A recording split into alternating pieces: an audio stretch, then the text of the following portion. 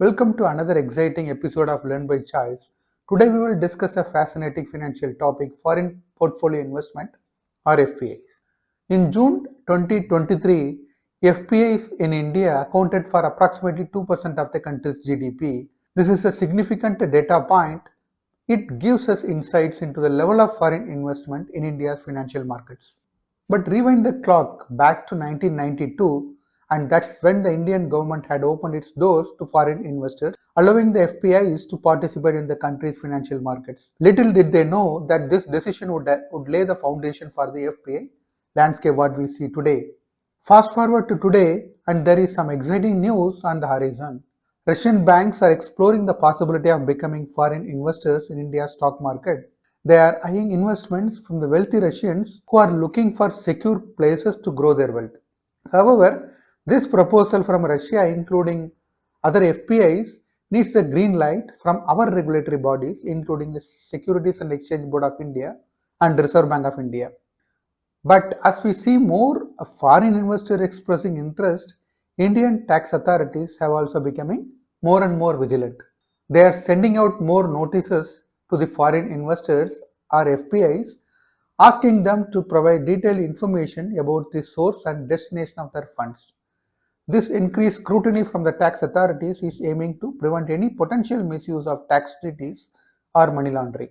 On the regulatory front, SEBI introduced new rules for certain group of foreign investors or FPIs, mandating those FPIs to provide comprehensive information about the ownership and control to ensure that the regulatory requirements are not violated. For FPIs with significant holdings in single Indian corporate, a large stake in Indian market, they must now comply with these new SEBI disclosure requirements. Let us break down FPIs in simple terms. FPIs allows individuals or institutions from one country to invest in the financial assets of another country.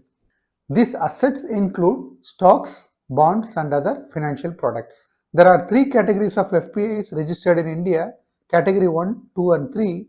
Category 1 is basically the government and related entities, whereas 2 is private. Category 1 include government entities, central banks, sovereign wealth funds, and international organizations like World Bank and IMF.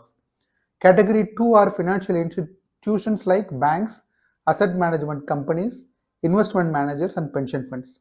Category 3 are hedge funds and private equity funds. Basically, they do not fall under category 1 or 2. Who are FPIs? Any non-resident entity. They should not be a resident of any country identified as non-cooperative jurisdiction by Financial Action Task Force or Indian government.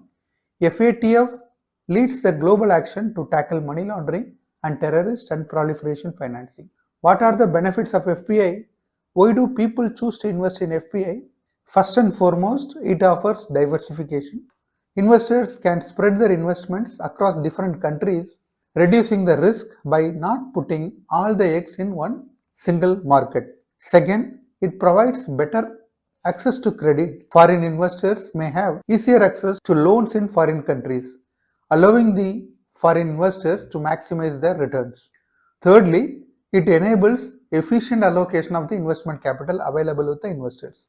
Now the foreign investors can allocate a significant amount of capital in foreign financial assets, making it as an attractive option. There are additional advantages which include the ability to benefit from exchange rate movement or changes and access to the larger markets and also enhanced liquidity.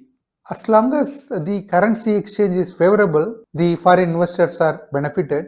For example, if a foreign investor from United States purchases some shares in Japanese company, which is considered as FPI, which can benefit from the favorable currency exchange rates while converting their investment back to the home currency, which is US dollar, into the America. There are a lot of support for companies by increasing the demand for the stocks where the FPIs are investing their money, which makes it easier to raise capital for the companies at lower cost. FPIs are also an important source of capital for emerging economy like India. There is an important difference between FPI and FPI. Foreign direct investment, where investors establish direct business interest like operating a factory or a warehouse in foreign country. FPI is not without its own set of risks, which includes the price volatility and jurisdiction concerns. To mitigate these risks and ensure efficient capital allocation, proper regulations are very important. FPIs are registered with the SEBI and NSDL. NSDL maintains a list of registered FPIs in India. For India, FPI represents international investor confidence and huge capital flow. With the recent regulatory changes brought out by SEBI and heightened scrutiny by tax authorities, India is trying to bring transparency in FPI, at the same time bring benefit to the economy, at the same time by mitigating the risks. We hope that the overview of FPI has shed some light on this complex, very fascinating subject. If you have any questions or want to explore more financial topics, please don't hesitate to drop a comment below. And of course, don't forget to subscribe to Learn by Choice for more and more educational content.